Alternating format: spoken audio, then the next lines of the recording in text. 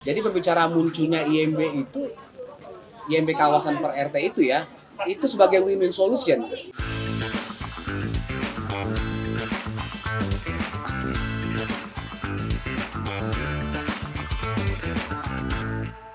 Jika melihat kondisi pemukiman Jakarta yang berdesak-desakan dengan gang yang sempit, kondisi inilah yang bisa kita lihat di pemukiman tempat warga Kampung Tanah Merah, Jakarta Utara yang turut menjadi korban kebakaran depo Pertamina Jumat 3 Maret 2023 kemarin.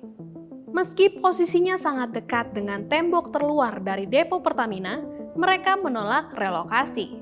Gayung bersambut, Erick Thohir tak memilih relokasi. BUMN bersedia memindahkan depo Pertamina Pelumpang. Akan tetapi, jika ditelusuri ke belakang, kenapa jaraknya bisa sedekat ini? Bagaimana dengan kabar izin mendirikan bangunan di Tanah Merah? Pada saat depo Pelumpang itu dibangun tahun 1974 ya, itu sebenarnya sudah sesuai dengan rencana induk Jakarta 1965-1985 ya.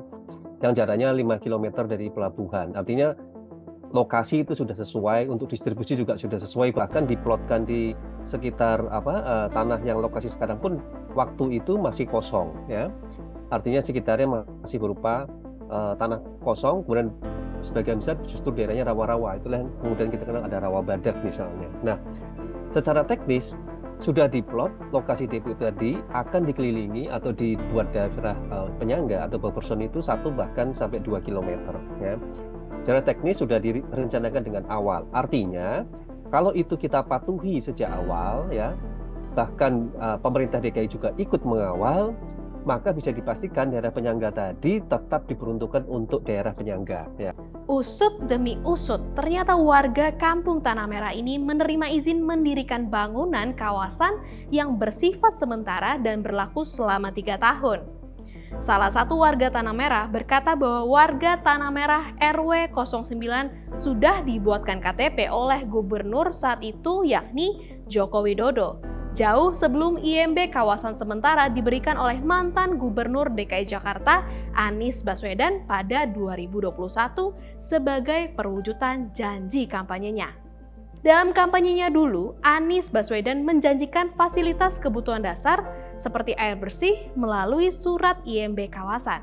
Ternyata ini adalah hasil dari janji politik. Semakin menarik.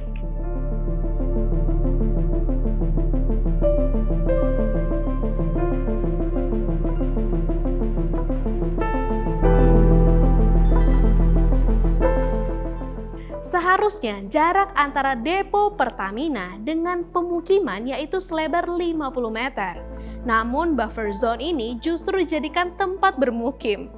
Warga Kampung Merah menerangkan bahwa mereka membayar pajak atas hunian yang menjadi sumber pemasukan bagi pemerintah provinsi atau Pemprov DKI Jakarta.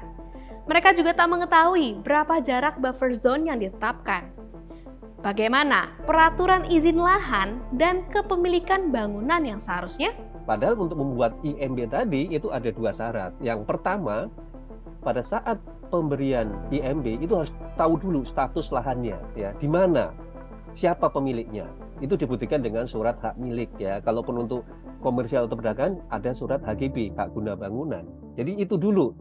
Kedua, yang tidak kalah penting, sesuai dengan peruntukannya atau tidak gitu. Nah, 2 kesalahan ini yang tidak dilakukan dengan cermat sehingga dikeluarkanlah IMB dalam tanda petik kawasan lagi untuk daerah kawasan ini ya. Sudah peraturannya, peruntukannya salah, pemanfaatan lahannya juga salah gitu kan. Dan ini justru dalam tanda petik dilegalisasi dengan adanya IMB kawasan. Jadi double-double itu salahnya. Depo Pertamina merupakan objek vital negara. Jika membangun pemukiman di sekitar depo adalah tindakan ilegal yang dilakukan oleh warga, apakah pemerintah yang harus mengalah atas dasar kemanusiaan? Pemukiman liar yang menjamur di Jakarta menjadi buntut masalah padatnya ibu kota. Dalam kasus tertentu, penggusuran memang dapat dihindari dan jaminan kepastian hukum serta perbaikan pemukiman setempat merupakan solusi terbaik. Namun untuk kasus lain, penggusuran merupakan alternatif terakhir yang dapat dilakukan. Kenapa pembebasan lahan menjadi sangat sulit dilakukan? Sebenarnya nggak ada yang sulit ya. Kalau padahal prinsipnya ada dua yang harus dipahami, bahwa ini merupakan objek vital negara nasional, artinya berkepentingan untuk kepentingan nasional, ya, bukan hanya untuk masyarakat. Maka di atas kepentingan nasional tadi itu pemerintah harus menegakkan aturan. Apalagi tadi secara teknis pemanfaatan tata ruangnya, kepemilikan lahannya jelas kan Mbak Tiffany. Jadi tidak ada alasan negara, dan ini pemerintah pusat dan juga pemerintah DKI Jakarta untuk ragu-ragu. Kembalikan saja kepemilikan lahannya, kembalikan saja sesuai dengan pemanfaatan ruangnya. Kita harus melihat kondisi realistis di lapangan, apa yang bisa diambil. Kalau dari kondisi sekarang, pertimbangan krisis ekonomi dan sebagainya, mempertahankan depo yang paling realistis dilakukan. Diikuti dengan tadi penataan kawasan depo dan sekitarnya, merelokasi warga. Jadi tahapannya lebih jelas itu, lebih bisa dilakukan dalam waktu segera, ya, secepatnya. Ketika izin tinggal menjadi produk politik dan mengatasnamakan HAM, akhirnya negara harus menanggung kerugian atas musibah yang jelas sudah bisa diantisipasi sejak awal.